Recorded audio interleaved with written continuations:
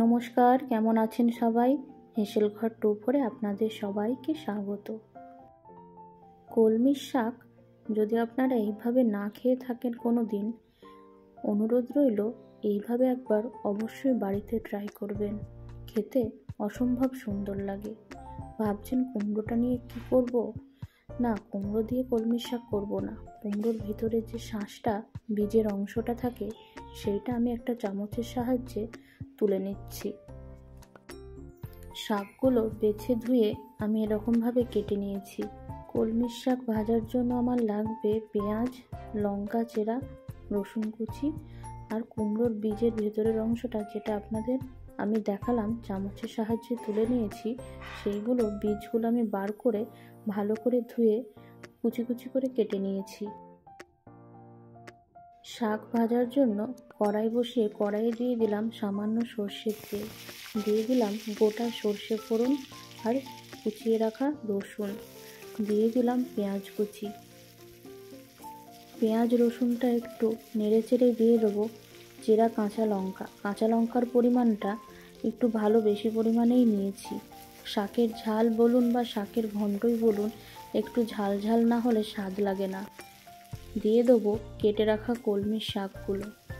আমি এভাবে কেটেছি, আপনারা ছোট বড় সাইজ আপনাদের মতো করতে পারেন।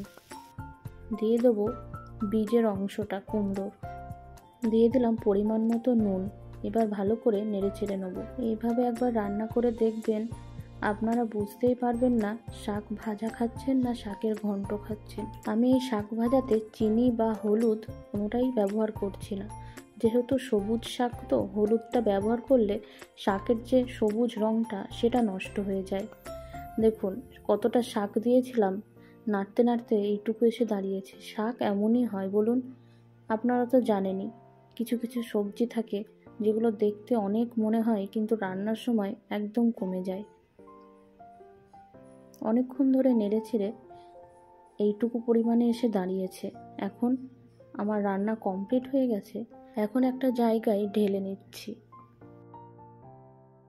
আমার রেসিপিগুলো যদি আপনাদের ভালো লেগে থাকে তাহলে আমার চ্যানেলটিকে অবশ্যই সাবস্ক্রাইব করে আমার পাশে থাকবেন।